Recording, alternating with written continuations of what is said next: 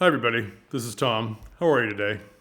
So, I want to talk to you about the inexperienced or the differently experienced than you might be.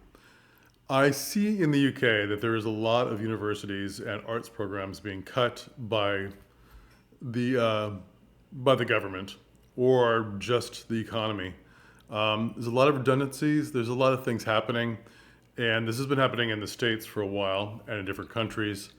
And I'm finding that we're getting a lot of people coming into the industry, young people, middle aged people, whatever, and they're not as experienced as we first thought. Now, this is not, oh, I went to university in the 90s and I'm much more experienced and smarter. That's not what it is.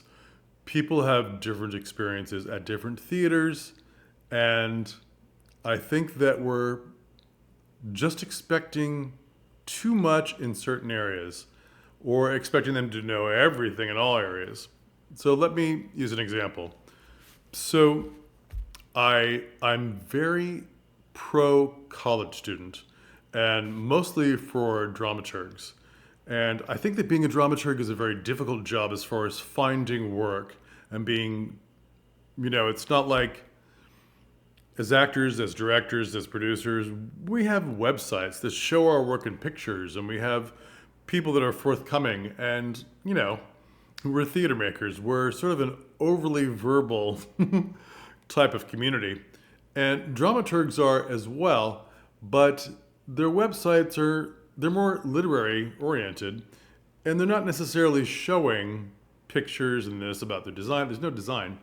They are wordsmiths. They are word masters, and I I'd like to give a leg up to the ones that are just coming out of school, and I think that's a good thing. And there should be a leg up for anybody coming out of university, getting their first job. It's very difficult right now. Or your dresser or wardrobe person that was really just a frustrated costume designer that is now costume designing, and you only think of them as one thing, which is untrue. Maybe they were always a costume designer, but to pay the rent or the mortgage, they had to be a dresser. That's what it is. The um, so I had a costume designer who was great, who she was excellent. She was smart. She was very forthcoming, and this was in the UK.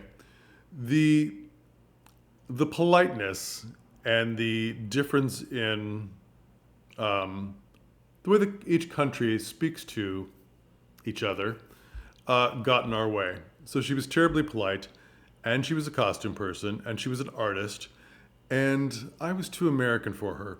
But if I wasn't forthcoming what the needs were for the show and the actor that they were costuming, then I'm setting her up for disaster. I expected her to know what? What did I expect her to know? What was inside my brain? So here's my thing. The costume designer had done a few shows, and they were sort of one costume per show type of thing, very pretty shows. And I was doing a very pretty show that was getting more gritty, and there were multiple costumes per actor. Now, they don't know what's going on in rehearsal, and I really need to explain to the costume designer, I know you want to keep this actor pretty, but we need to mess them up. These costumes need to be unkempt. So having them come out with everything tucked and perfect and in high heels or whatever, that's not working for this scene. No more high heels. Now this girl is an action star. She's going to run around, she's going to jump around. We need to change the shoes. We need to change, the costume needs to be pulled out and, whatever. It's not a pretty show anymore. And we can't have 8 fittings. This is not a couture house. You're not at Chanel, which she should have known, but she was young. So, and the ideas I was giving to her were not something she was used to. So I was very patient, but it finally had to be said, just for the schedule of the actor, we cannot have this many fittings. And you need to listen to the direction of the show, even if it's not your design concept. This is what the show has become. This is why we send out clarions explaining what's happening in the show. Did you read those? Do you read the group emails? No. You're not designing in a vacuum. Okay?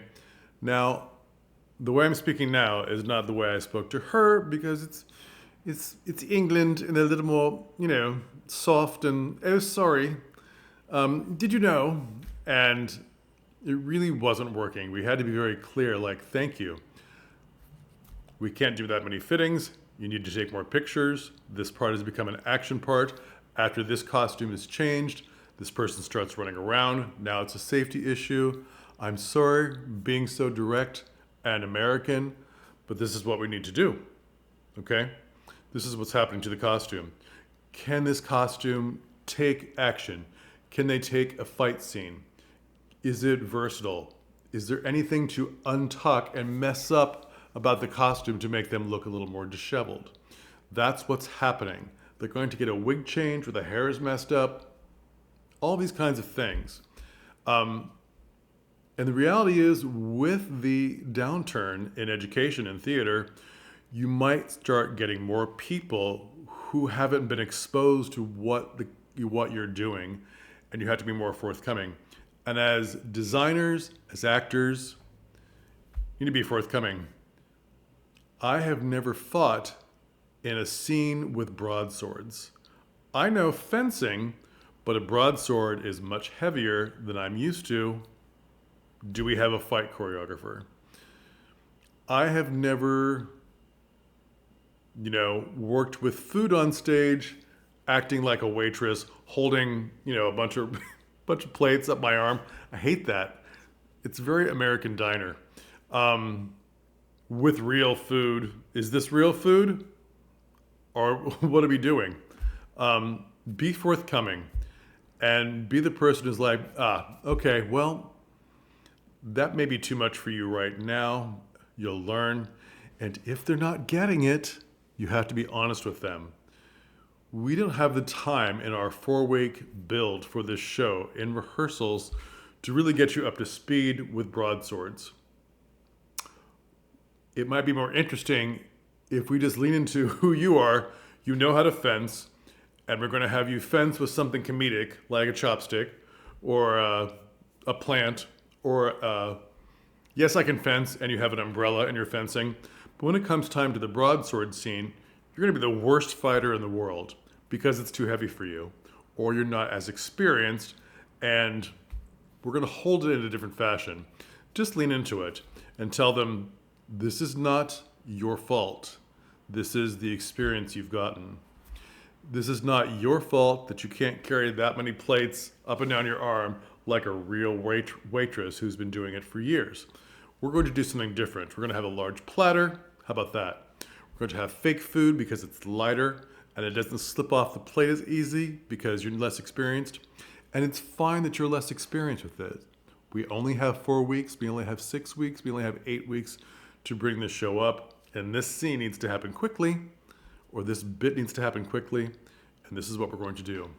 It is okay, costume designer, that you want to do this, that, and the other, but this is not the show for it. Okay? We love your work. We also love your versatility and your ease of taking direction when you find out something new. This should be a welcome challenge to you. And if we have it in the budget to have multiple costume changes, maybe some things that are coming in the third costume are torn and dirty, like Dirty Hem, Pride and Prejudice, where she's treading the mud. Wonderful. Maybe we don't have it in the budget, but you really want to do it. Well, we have to be realistic. Thank you for being flexible. We'll use you again.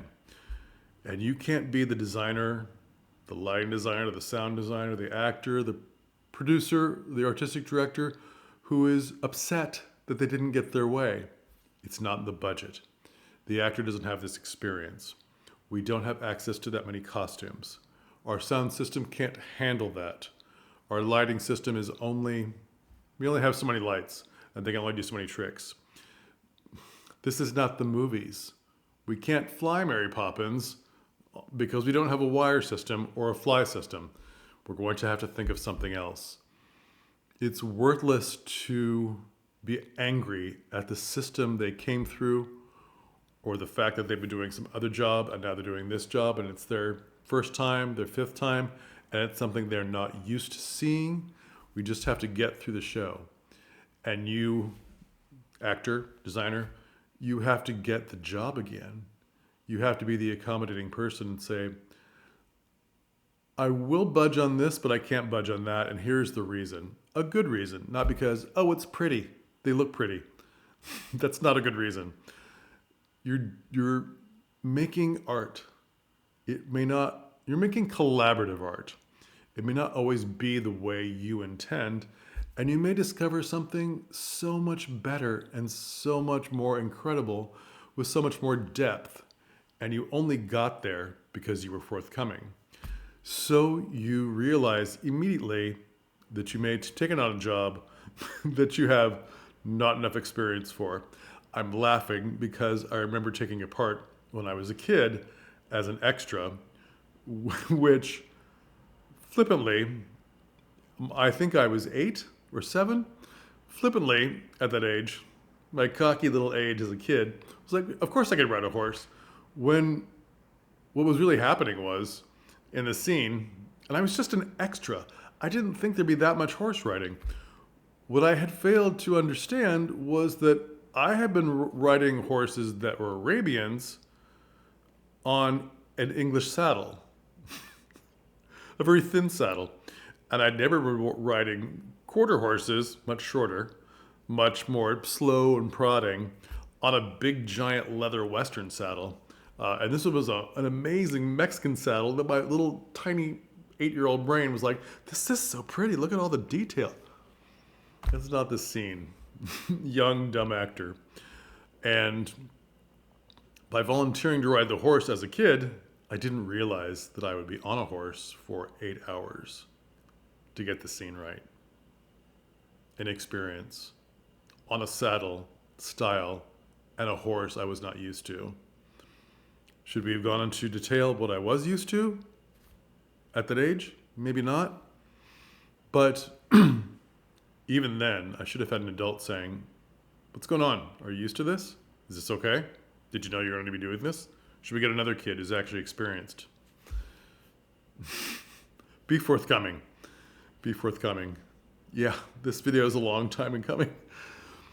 Getting at my childhood trauma of a sore hiney on a beautiful Mexican saddle.